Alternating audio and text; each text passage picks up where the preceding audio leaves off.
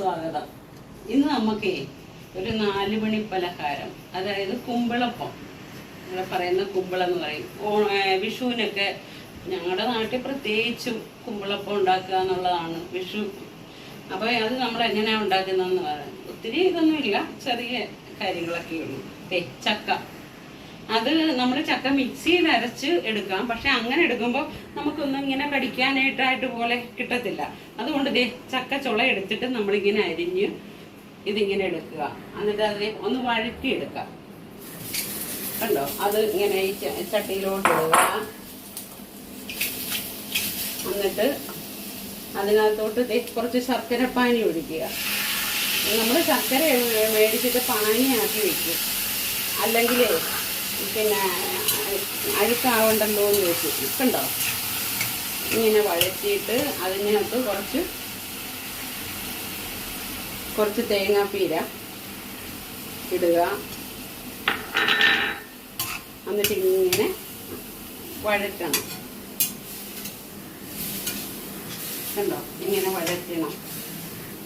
ഇങ്ങനെ വഴറ്റി കുറച്ച് നേരം ഇങ്ങനെ ഇളക്കണം. അത് കഴിഞ്ഞ് അതിനകത്തോട്ട് കുറച്ച് ഏലക്കാപ്പൊടി, പഞ്ചസാര ഏലക്കയുടെ പൊടിച്ച് വെച്ചതാണ്, ഇച്ചിരി ഏലക്കാപ്പൊടിയും കൂടി ഇടുക. എന്നിട്ട് ഇതൊന്ന് വഴറ്റിയെടുക്കണം. ഇത് ഇത്രയും വഴണ്ടി, കണ്ടോ, ഇത് ഈ കുറച്ചുകൂടെ ആക്കാം. പക്ഷെ ഞാൻ ഇത്രയും ആക്കുന്നുള്ളൂ. ഇത്രയാണ് നമുക്ക് ഒരു ഏകദേശം ഒരു കണക്ക്. കണ്ടോ, ഇപ്പൊ ഇങ്ങനെ ആയി. ഇനി ഇതിനകത്തോട്ട് ഗോതമ്പ് പൊടിയാണ്. ഞാൻ ഗോതമ്പ് പൊടിയാണ് എടുക്കുന്നത്. ഗോതമ്പ് പൊടി മാത്രമേ എടുക്കുന്നുള്ളൂ, അല്ല വേറെ ഒരു അരിപ്പൊടി ഒന്നും എടുക്കുന്നില്ല. ഗോതമ്പ് പൊടിയാണ്. ഗോതമ്പ് പൊടി ഇങ്ങനെ ഇട്ടിട്ട്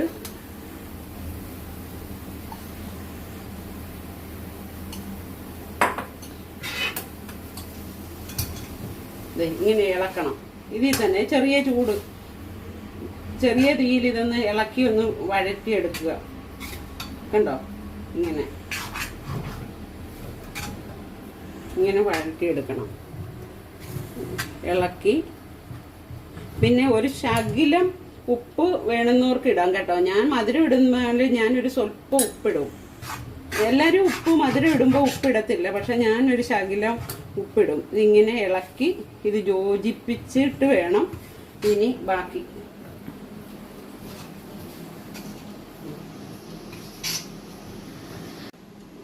കണ്ടോ, ഇതുപോലെ മാവ് റെഡിയായി. കണ്ടോ, ഇങ്ങനെ മാവ് റെഡിയായി. ഇനി ഇതുണ്ടല്ലോ, നമുക്കിത് വാങ്ങി വെച്ചിട്ട് ഇതിങ്ങനെ വാങ്ങി വെച്ചിട്ട്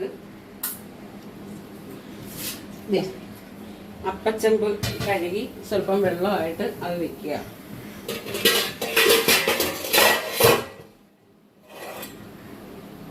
ഉണ്ടോ, എന്നിട്ട് ഇതിനൊക്കെ തട്ടം വെക്കുക.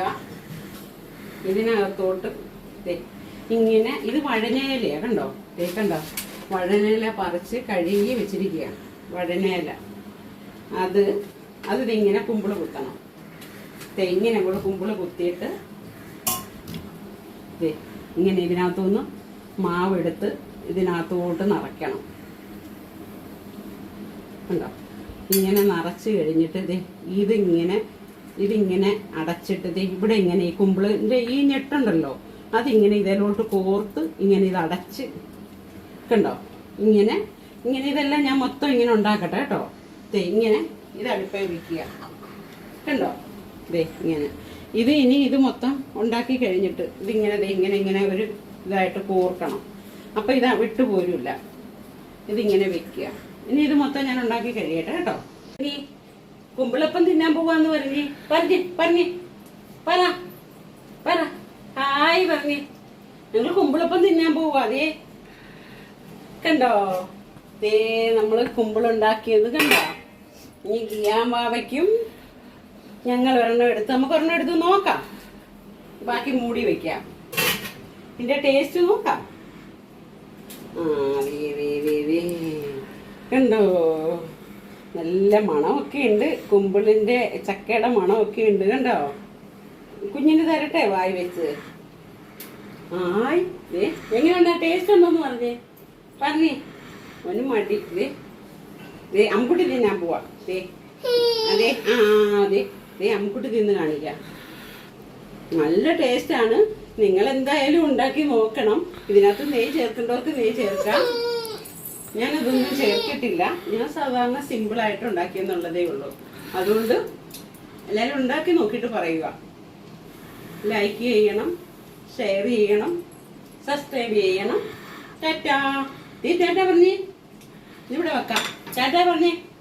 ടാറ്റാ. ടാറ്റ പറഞ്ഞേ. ടാറ്റ ടാറ്റ. അമ്മുക്കുട്ടി ചേച്ചി ഇവിടെ ഇല്ലാന്ന് വരാം. എറണാകുളത്ത് പോയിരിക്കുവാന്ന് വരാം. ടാറ്റാ. ഉമ്മ ഉമ്മ പറ. ഉമ്മ പറ. ഉമ്മ പറ. ഉമ്മ. ശരിയെങ്കിൽ